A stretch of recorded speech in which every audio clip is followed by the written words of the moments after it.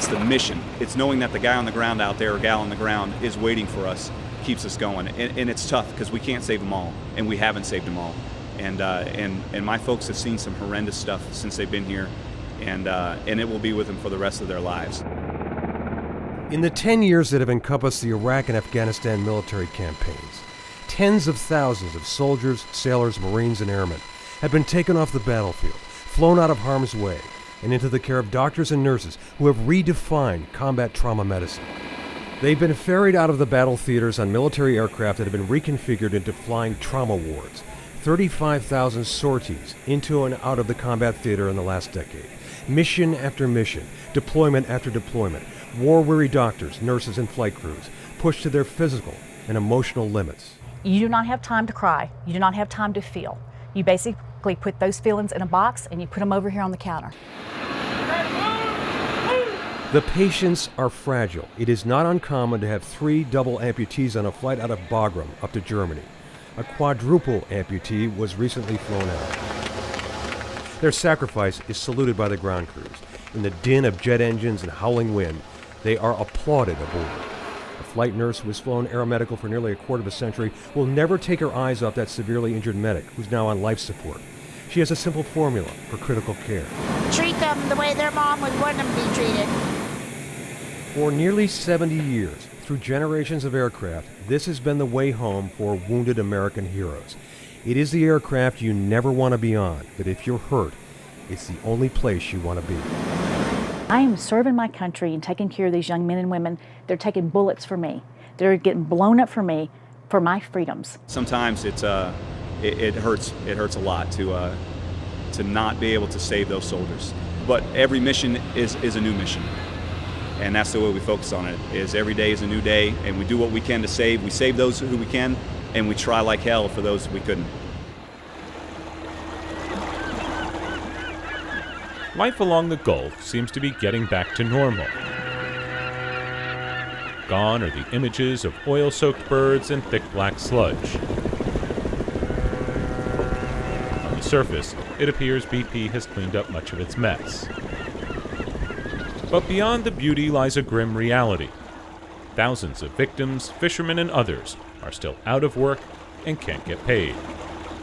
$5,000? Do not insult me.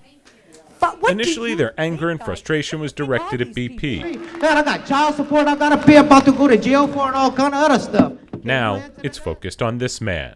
If they don't get paid, there's a reason that they don't get paid. Kenneth Feinberg is one of the most powerful and influential attorneys in the United States. He was hired by BP and given total control over a $20 billion trust fund.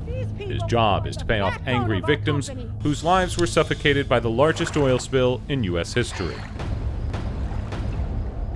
To somebody filing a claim, would you describe this as a complicated process for them to go through? No, this is not complicated at all.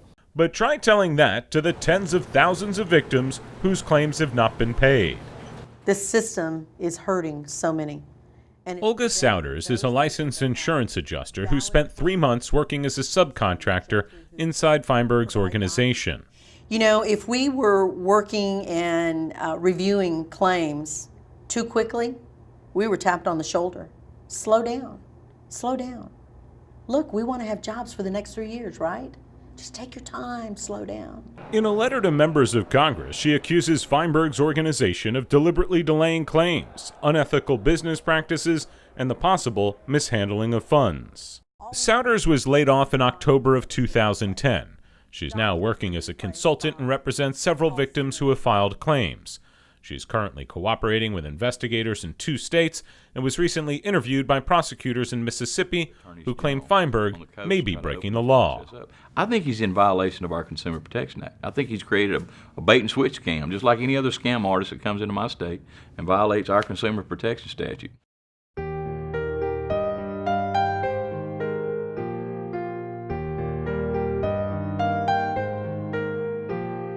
I'm a fraternal twin.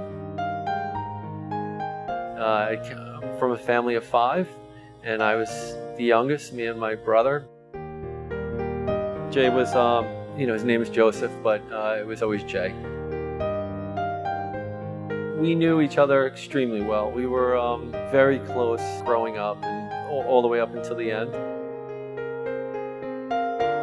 We could finish each other's sentences, and we knew what each other was thinking. Oh, we were just your normal kids. We had a good upbringing on Staten Island. To keep us all together, we all had to swim on the swim team, so we were on the team very young. We were 6 years old when we started swimming competitively. Swimming was not the only thing the brothers did together.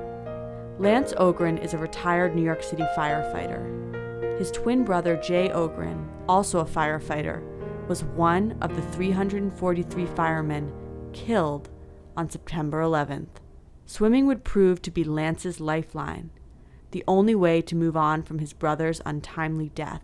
I was his coach and he was my coach. That day I was going to class. I was going to lieutenant's class. I was driving on Staten Island. I came down Victory Boulevard, which looks straight into Lower Manhattan, and I saw that the towers were on fire. Information came in, and the second tower was hit, and then we realized that it wasn't an accident. Class was canceled, and we all responded to our firehouses. The towers were down by the time we got to our firehouse.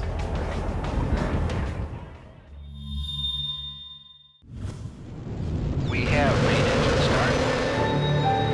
Before this decade is out, of landing a man on the moon and returning him safely to the Earth. Godspeed, John Glenn. Liftoff. We have a liftoff. That's one small step for man, one giant leap for mankind.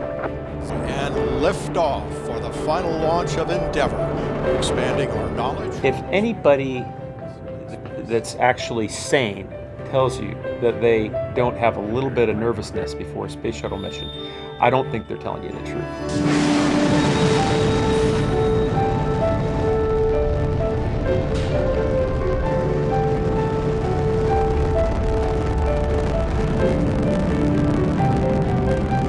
On the first flight, you're just, I think, overwhelmed by the sensation of the motion, the violence of the rocket, the sounds, just the whole experience. First launch, main engine cut off, pulled out my pen, it floated right in front of me. And I thought, it really does float. Looked out the window, I saw the curvature of the Earth, and I thought, wow, the Earth is round. Isn't that amazing? The Earth is round.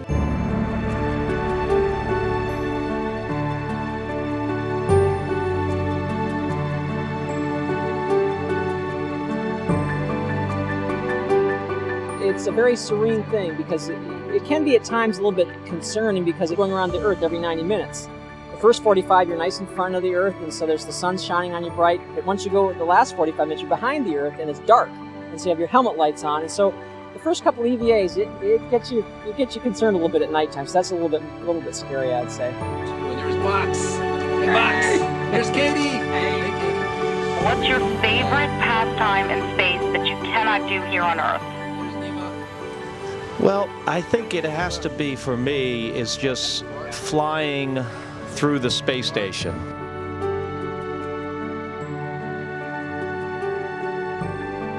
You're literally, flying through the air, and that's, I could do that all day, every day if I had the chance. The more we understand about living and working in space, the more we're going to be able to get more people up there because of what we've learned about launching and landing and doing those things safely. It was amazing to be up there. I felt really privileged to be part of something that I think is so important. There's a lot of really interesting work that we are privileged to do up there, and I loved being a part of it, and a large part of me did not want to come home yet.